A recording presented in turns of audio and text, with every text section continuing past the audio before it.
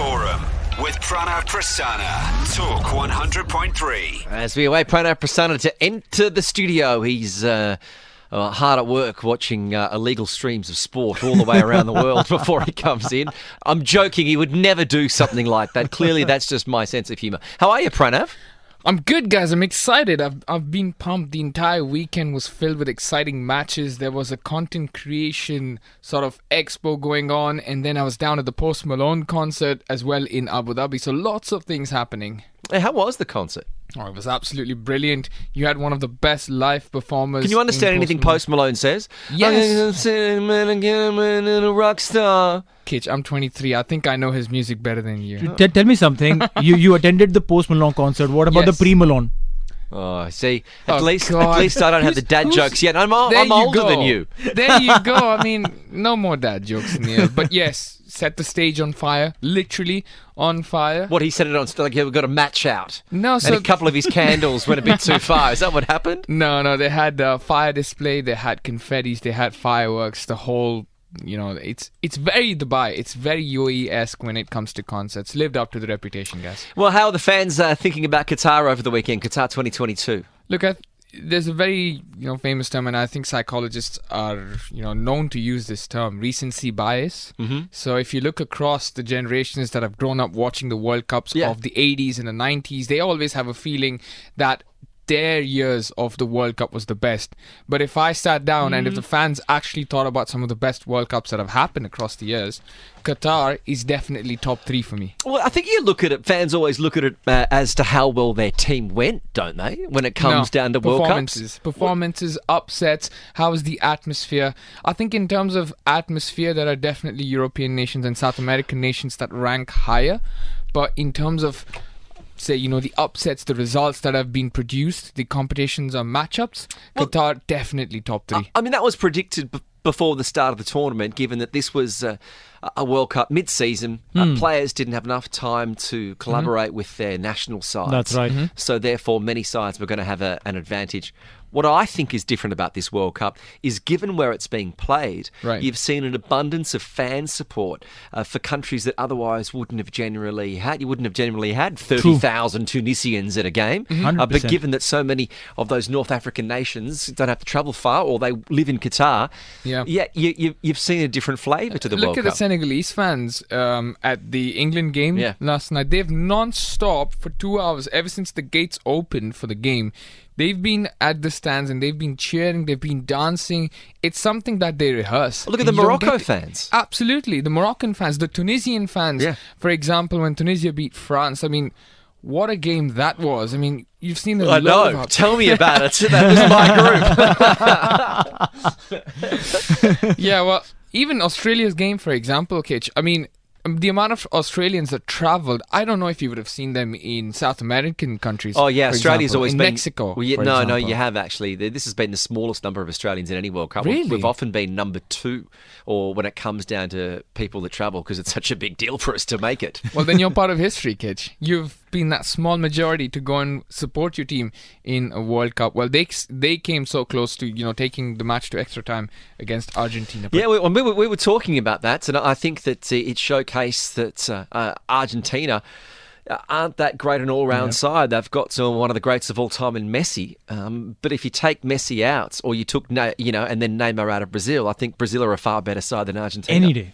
Any day. In comparison, yes. They are a better side, but you never know. Argentina, I still get a feeling they're holding back. They play the defenders, Lisandro Martinez, who's one of their best centre-backs right now. They've been holding him back for a bit. They don't play Paulo Dybala, who is now an AS Roma player. He's barely featured in the World Cup, but should he walk onto the pitch, he's an absolute dynamite player. Angel Di Maria, again, he's been holding up. Not sure what really he's waiting for. Messi's running the show for sure, though. Also should mention that, not something to gloss over, there was an Australian who came on as a substitute and had a shot at the 97th minute against Argentina, which he did pretty well. It was just that the goalkeeper Martinez was far too good when it came down to taking it. But his name's Gurang Kwal. It's a fascinating story. He was born in Egypt to South Sudanese parents. They had to move to Australia as refugees, and he's now the youngest player since Pele to play in the knockout rounds of the World Cup at 18 years and 700 odd days. And he's never ever started a match before, but he's already, even in the Australian League, he's only ever come off the bench, and he's already been signed by Newcastle United. He's heading there in the January transfer window. That's incredible. So he's an exceptional story of multiculturalism being successful at the World Cup. Yeah, you see that even in European nations, for example, you have players in Belgium. Romelu Lukaku is a good example. Yeah.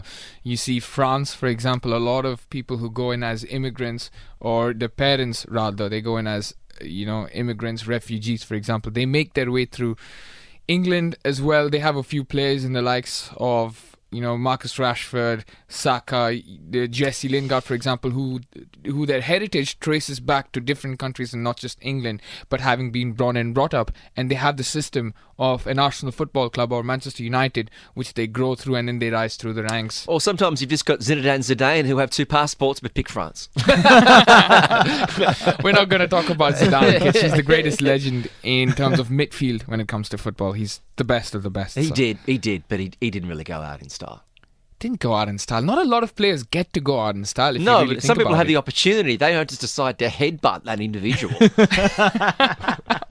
Look, another player who is not going out in style, or at least in my opinion, with fans, I think is Cristiano Ronaldo. Right. Given the legend that he is. Now, they're going to face potentially Spain in the semi-finals, and if that happens, I don't see how Portugal make it past them. Spain have just reinvigorated, given their performance in the 2018 World Cup. They went to the Euros, they went to the semi-finals, they narrowly lost to Italy, right? And now they're looking a much better, much more composed, and a much more threatening squad.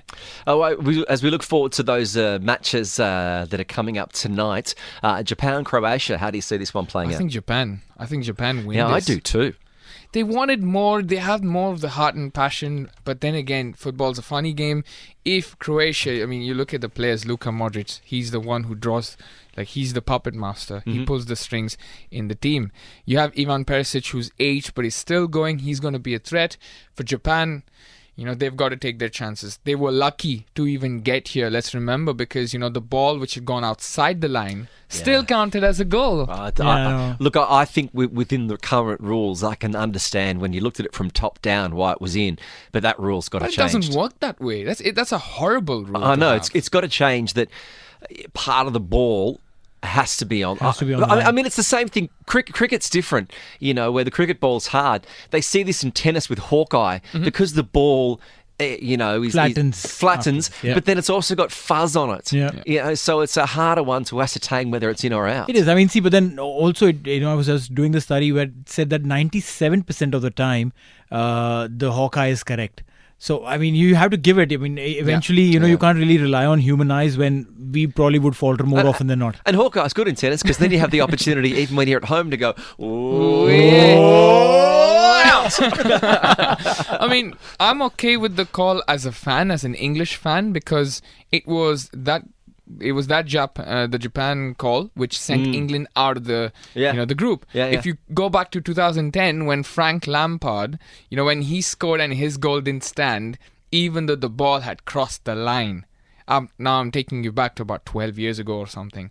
But the English fans still remember How do you that. know this? Yeah, of course I know. No, of course I know this. So for me as an English fan, I was like, that's life coming back a full circle. Yep, I definitely think so. The other match tonight, Brazil, South Korea. Do I need to even ask you boys, who do you think's going to win? It's going to be a tough one. It's going to be a tough one. Well, in all seriousness, was it the 2002 World Cup that South Korea took Brazil to penalties in the semi-final? I believe so. I can't recollect. So I remember they made the semi-finals of their home World Cup, coached by one of my favourite managers, Gus Hiddink, and I believe it must have been penalties it went to. Kate, again, I'm going to have to Google this. As much as my knowledge of football is brilliant, I'm not the best when it comes to trivia. But you know what? This could be part of the quiz question. So just be ready. That's all I can say. Well, I was going to say, can you research that? But no, you're here.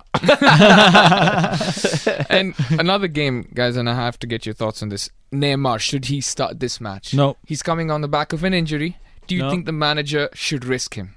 No. That's a no from Neil. Kitch, that's a no from you as well. We'll quickly switch the sport to cricket. England, Pakistan. No, just on that, it was Germany, South Korea, and then it was Brazil, Turkey in the semi-finals. Right, because I was in fact just checking with a little report which said that they've played head-to-head only 8 times so far, Brazil and South Korea, and that too, this is going to be their first ever competitive meeting. And, in friendlies and all, Brazil have won 6 out of the previous 7 games. I actually went to Brazil versus South Korea friendly in Abu Dhabi. This happened, I think, about 2 years ago. I think it was in the Al Nahyan Stadium, if I'm not wrong. And it was a packed stadium. That has to be. Neymar was there, Roberto Firmino was there, Marcelo was there. All the big names from South Korea. Heung-min Son, the biggest of the names. So it was a great contest in Brazil, of course. Easy victory for them. But I definitely will be looking forward to this match as well. So there's a friendly that happened between Brazil and South Korea in June, as recent as June. And Brazil won 5-1. Well, if numbers are to go by, then you're looking at an easy match for Brazil tonight. That's another edition of the Fans Forum here on TSB, a Talk Sport Business on Talk 100.3. TSB, the Fans Forum with Pranav Prasana. Talk 100.